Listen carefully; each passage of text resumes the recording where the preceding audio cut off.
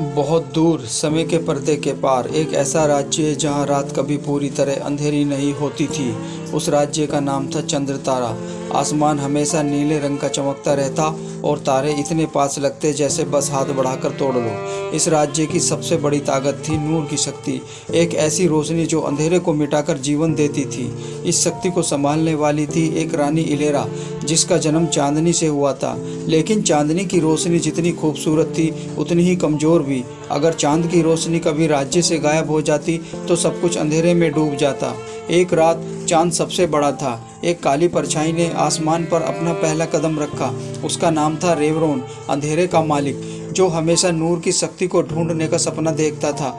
उसने चांदनी के दिल की एक छोटी सी रोशनी की मोती चुरा ली।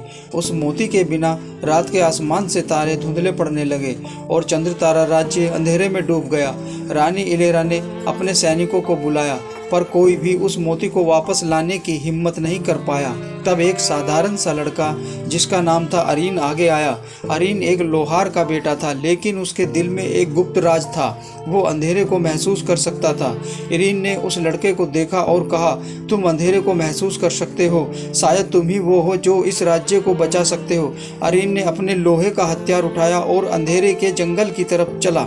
जंगल में रास्ते खुद बदल जाते थे और हरे पेड़ की जड़ों से आवाज आती थी, वापस जाओ, यहाँ तुम्हारा मरना लिखा है।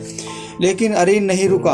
उसने रोशनी की एक छोटी सी चमक का पीछा किया जो उसे रावरोन के महल तक ले जा रही थी। महल कोई पत्थर का नहीं था, वो काले बादलों में से बना एक किला था।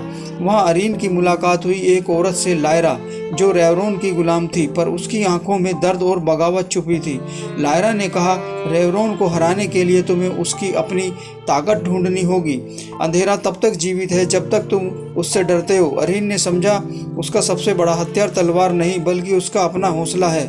उसने रेवरोन का सामना किया और जब रेवरोन ने पूछा, तुम मुझे कैसे मारोगे, मैं तो तुम्हारा अंधेरा हूँ, अरीन मुस्कुराया और बोला, अंधेरा बिना रोशनी के होता ही नहीं, तुम मेरी रोशनी हो। जैसे ही उसने डर छोड़ दिया, रेवरोन की शक्ति कम होने लगी और अरीन रोशनी की मोती वापस ले ली।